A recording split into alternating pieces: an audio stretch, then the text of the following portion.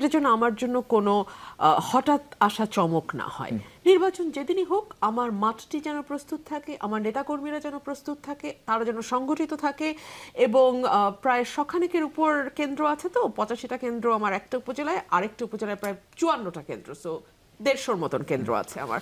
এই কেন্দ্রকে ঘিরে আমার তো একটা পরিকল্পনা আছে এবং সেই অনুযায়ী আসলে আমাকে কাজ করতে হয়। সো আমি onto I am ready for the election. Election কবে হবে, that is a $1 million question. Why? Because initially আমরা দেখলাম ডক্টর মোহাম্মদ ইউনূস বললেন যে নির্বাচনটি একটি নির্বাচিত সরকারের মেয়াদ যা হয় তার চেয়ে কম হতে হবে, কারণ এটি নির্বাচিত সরকার নয়, এটি অন্তর্বর্তীকালীন সরকার, সো নির্বাচিত সরকারের চেয়ে মেয়াদ কম হবে। কিন্তু তিনি ঠিক পরিষ্কার করলেন না, তার মানে 5 বছরের চেয়ে কম হবে। 5 বছরের চেয়ে কম হবে, বাট ঠিক কত কম, কতদিন কম? 5 বছরের চেয়ে কম তো আসলে 4 বছর 11 মাসও হতে পারে, উই ডু নট নো, তাই না? উনি সেটা পরিষ্কার করলেন না। ইতিমধ্যে আমরা দেখলাম বিভিন্ন উপদেষ্টা নানান কথা বলছেন, কেউ বলছেন এই বছরের মধ্যেই হবে, কেউ বলছেন সামনের বছরের শুরুতে হবে, এক একজন এক এক কথা বলছেন। আবার যেই যা বলছেন পরবর্তীতে দেখা যাচ্ছে প্রেস উইং থেকে বলা হচ্ছে এগুলো তাদের ব্যক্তিগত মতামত। শেষমেশ প্রধান উপদেষ্টা বললেন এ বছরের ডিসেম্বর বা আগামী বছর জানুয়ারিতে নির্বাচন হবে। আজকে আমি গার্ডিয়ানের একটা সাক্ষাৎকার দেখছিলাম, ওখানে তিনি বলছেন আগামী বছর মার্চে। আপনি আমাকে বলেন তো, এই যে একটু একটু করে পেছানো কিংবা এক এক সময় এক এক কথা বলা, এটা কি জনমনে এক ধরনের অস্বস্তির জন্ম দেয় না? রাজনৈতিক দলগুলোকে এক ধরনের অস্বস্তিতে ফেলে না? এবং আমরা যারা ক্যান্ডিডেট হতে চাই, নির্বাচন করতে চাই, আমাদের জন্য তো এক ধরনের প্রস্তুতির ব্যাপার আছে। সো এক একবার যখন এক এক তথ্য আসে, আমরা এবং আমাদের নেতাকর্মীরা উভয়ই কিছুটা হকচকিয়ে যায় এবং এটাই স্বাভাবিক। আর নানান রকম ফিসফাস তো বাতাসে আছে, এটা অস্বীকার করবার কিছু নেই যে এই সরকার নানান টাল বাহানায় নির্বাচনটাকে দেরি করতে চাচ্ছে। আমি এই কথাটি কেন বলছি, দেখুন, সংস্কারের কথা জোরে সোরে আসছে দুটো জায়গা থেকে। একটা হচ্ছে জাতীয় নাগরিক পার্টি এবং আরেকটি হচ্ছে অন্তর্বর্তীকালীন সরকার। অন্তর্বর্তীকালীন সরকার খোলামেলা ঠিক সংস্কারের কথা সেভাবে বলছে না, তারা বলছে যদি পুরোপুরি সংস্কার হতে হয়, তার সেটা ডক্টর মোহাম্মদ ইউনূস শুরুতে বলেছিল, তাহলে 26 জুন পর্যন্ত সময় যেতে পারে। আর যদি মোটা দাগে সংস্কার চায় তাহলে এই বছর শেষ বা সামনের বছর শুরু। আর যদি কোনো সংস্কার না চাই, যেদিন চাবে সেদিনই আমরা নির্বাচন দিয়ে দেব। এই কথাটির মধ্যে এক ধরনের প্রচ্ছন্ন ইঙ্গিত আছে যে সংস্কারের ব্যাপারে তার একটা নডিং তো আছে। আর যেই নতুন রাজনৈতিক দলটি হয়েছে, দলটিকে আসলে আমি রাজার দল না বলে পারছি না, আমি আরো একটি শোতে এটিকে রাজার দল বলেছি, ইনফ্যাক্ট বলতে বাধ্য হয়েছি। মানে আপনি অনুবাদ করেছেন? Well, you can say that. রাজার দল আমি কেন বলছি তার পিছনে কারণ আছে। দেখুন, এটি সেই দল যে দলটি গঠিত হওয়ার ব্যাপারে ডক্টর মোহাম্মদ ইউনূস খোলামেলাভাবে আবারও বিদেশি একটি গণমাধ্যমকে বলেছে আমি তাদের বলেছি রাজনৈতিক দল করতে, কারণ তারা যদি এটি না করে তাহলে এই যে অভ্যুত্থানের স্পিরিট সেটা ছিনতাই হয়ে যাবে বা হাইজ্যাক হয়ে যাবে বা অন্য দলগুলো এটিকে আসলে নষ্ট করে ফেলবে। সো তার সমস্ত আস্থা এবং বিশ্বাস এই নতুন দলটির প্রতি। সো এটিকে আসলে আমি রাজার দল না বলি বা কি করে? কিংবা ধরুন এই রাজার দলের যিনি প্রধান, সেই ব্যক্তিটি যখন বিদায় নিয়ে উপদেষ্টা পরিষদ থেকে বেরোলেন, তখন আমরা দেখলাম রাজার ঘনিষ্ঠতম একজন প্রেস সচিব, মানে প্রধান প্রেস সচিব যিনি, তিনি বললেন যে উনি ভবিষ্যতে প্রধানমন্ত্রী হতে পারেন। অর্থাৎ খুব গাঢ় একটা ব্লেসিং আমরা লক্ষ্য করছি, তাই না? খুব গাঢ় এক ধরনের সিম্প্যাথি আমরা লক্ষ্য করছি। আচ্ছা, আপনি বলেন তো মিশু, ঠিক এই ধরনের অ্যাটিটিউড, ঠিক এই ধরনের কথাগুলো যদি বিএনপিকে ঘিরে প্রধান উপদেষ্টা বলতেন, কিংবা তার প্রেস উইংয়ের প্রধান বলতেন, কিংবা তার উপদেষ্টা পরিষদের কেউ কেউ বলতেন, আপনারা কি বিএনপির ব্যাপারে, বা অন্য দলগুলো, আপনারা না দুঃখিত, অন্য দলগুলো কি বিএনপির ব্যাপারে কিছুটা অস্বস্তি বোধ করতো না? এবং তারা কি মনে করতো না যে এই সরকারের অধীনে বিএনপিও নির্বাচন করবে, আমরাও নির্বাচন করব, কিন্তু এই সরকার তো বিএনপির ব্যাপারে এক ধরনের ডিসিশন নিয়েই নিয়েছে, এক ধরনের ব্লু আইড বেবি যেটাকে আমরা বলি, বিএনপি তো এই সরকারের ব্লু আইড বেবি, যদি এই ধরনের কথা বিএনপি বা অন্য কোনো দল সম্পর্কে বলতো, সো সকলের মধ্যে একটা অস্বস্তি আসতো। এই ধরনের অস্বস্তি যদি এখন সবচেয়ে বড় রাজনৈতিক দল হিসেবে বিএনপির আসে এই সরকারের প্রতি, তাকে কি আপনি খুব বড় দোষ দিতে পারেন? নিয়ন্ত্রণে আসলো না, এখনো কেন ছিনতাই, রাহাজানি, লুটপাট, বাড়িতে ঢুকে দখলবাজি, এগুলো বন্ধ হলো না? আমি যদি প্রশ্ন করি, এই রাষ্ট্রে 8 বছরের একটি মেয়ে ধর্ষণের শিকার হয়ে মারা গেছে, তার একদিন পার না হতে দেখলাম 7 বছরের একটি মেয়েকে ভয় দেখিয়ে একজন বৃদ্ধ মানুষ 3বার ধর্ষণ করেছে।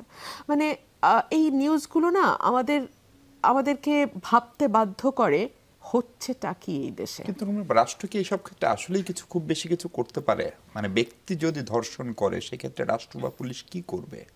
রাষ্ট্র বা পুলিশ কি করবে?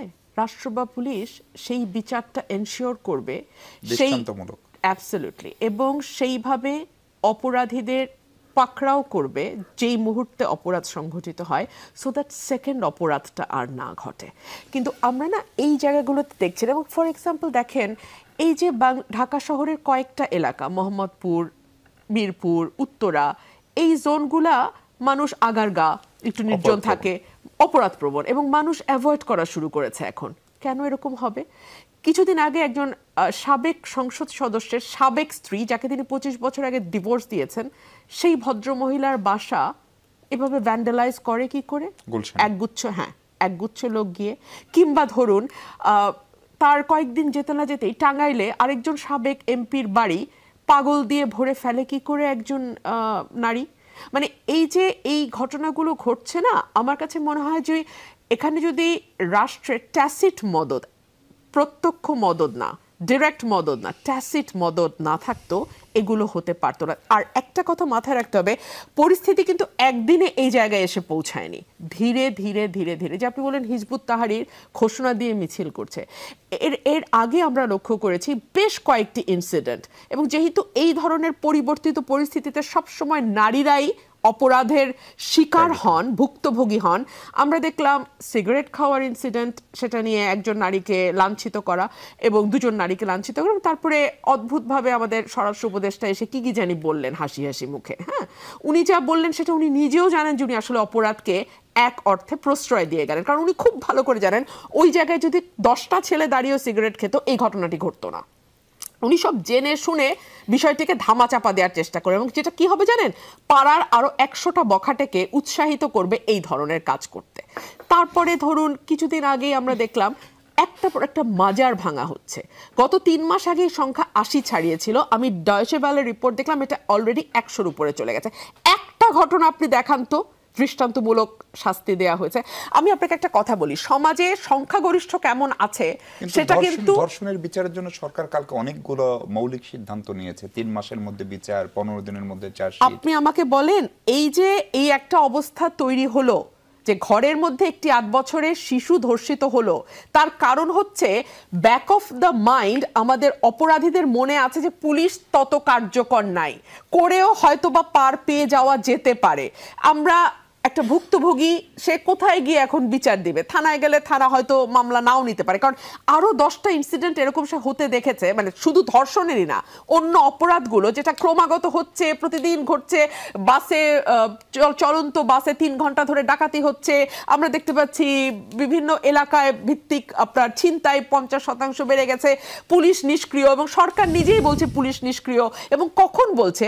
যখন সরকারের স্বরাষ্ট্র উপদেষ্টা রাত 3টার সময়, বাংলাদেশের 53 বছরের ইতিহাসে কোনো মন্ত্রী বা উপদেষ্টা রাত 3টার সময় সংবাদ সম্মেলন করে নাই, উনি করেছেন। কখন হচ্ছে? যখন অক্সিলিয়ারি ফোর্স হিসেবে আর্মি কিন্তু মাঠে আছে, তাদের কিন্তু ম্যাজিস্ট্রেসি পাওয়ার দিয়ে রাখা হয়েছে।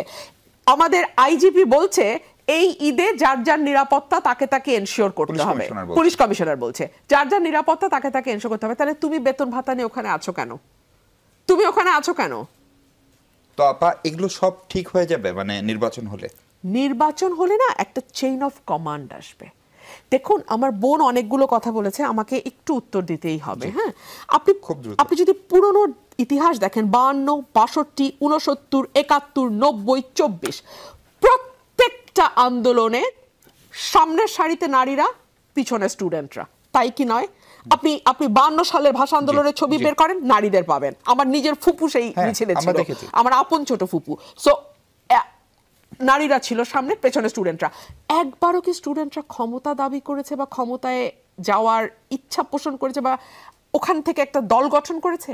করে নাই। 24-এ এসে করেছে, কোনো অসুবিধা নাই। করতে চেয়েছে, করেছে। আমার বোন বলছেন যে যদি 6ই আগস্ট থেকে বিএনপি একটাই দাবি করে যাচ্ছে, নির্বাচন। কেন নির্বাচন দাবি করছে তার বেশ কয়েকটা কারণ আমি দিয়েছি। এক, বিএনপি বিশ্বাস করে যে বাংলাদেশে রাষ্ট্র পরিচালনার দায়িত্বে যদি কেউ যেতে চায়, তার নিজের ভিশন যদি কেউ বাস্তবায়ন করতে চায়, একমাত্র উপায় নির্বাচন, এর বাইরে আর কোনো উপায় নেই। এবং বিএনপি কোনো আন্ডারগ্রাউন্ড পার্টি না, বিএনপি কোনো সশস্ত্র সংগঠন না, বিএনপি 15 বছর এই নির্বাচনের জন্য সংগ্রাম করেছে এবং একটা গণতান্ত্রিক রাজনৈতিক দল নির্বাচন চাবে, এটাই স্বাভাবিক। সেই কারণে বিএনপি 6 আগস্ট থেকে নির্বাচন চেয়েছে। দুই হচ্ছে, সরকার যদি ন্যূনতম স্বস্তি জনজীবনে দিতে পারতো, আইন শৃঙ্খলা বলেন কিংবা দ্রব্যমূল্য, মানুষ কিন্তু এত অস্থির হতো না। মিশু, আপনি কান পাতেন, অনেককে বলতে শুনবেন ফিসফাস করে যে এখন একটা স্টেবিলিটি দরকার, এই স্টেবিলিটিটা একমাত্র একটা নির্বাচিত সরকার দিতে পারে। গণমানুষের দাবি কিন্তু নির্বাচন, শুধু বিএনপির দাবি না। 3 হচ্ছে, ল এনফোর্সমেন্ট এজেন্সি সক্রিয় হচ্ছে না। কেন? বিকজ তারা জানে তারা যদি এখন কোনো শক্ত স্টেপ নেয়, পরবর্তীতে কে আসবে না আসবে একটা দোলাচলের ব্যাপার আছে, এই সরকার কতদিন আছে সেটাও তারা জানে না। আমি এমনকি অনেকের ব্যাপারে ব্যক্তিগতভাবে জানি যারা সকল যোগ্যতা থাকা সত্ত্বেও কোনো প্রমোশন বা কোনো পোস্টিং নিতে চাচ্ছে না, বিকজ তারা মনে করছে বাংলাদেশের যে কালচার তাতে হয়তো পরবর্তীতে তাদেরকে লেভেল হয়ে যাবে তারা এই সরকারের। তার মানে কি, আর একটা কথা বিশু প্লিজ, হ্যাঁ, 2 হচ্ছে, সংস্কারের সাথে কি বিএনপির কোনো বিরোধ কখনো দেখেছেন? 2016 সালে বিএনপির অ্যাক্টিং চেয়ারম্যান বিএনপির চেয়ারপারসন দেশনেত্রী বেগম খালেদা জিয়া ভিশন 2030 দিয়ে কি সকল সংস্কারের কথা বলেনি? এর বাইরে কোনো সংস্কারের কথা কি নতুন রাজনৈতিক দল কিংবা উপদেষ্টারা কেউ বলছেন? বলেনি। এবং যদি একটি পার্লামেন্ট, নির্বাচিত পার্লামেন্ট যার 2/3 মেজরিটি আছে, সে যদি এই সংস্কারগুলোকে অ্যাপ্রুভ না করে পার্লামেন্টে, এই সংস্কার আপনি কোনোদিনও বাস্তবায়ন করতে পারবেন না।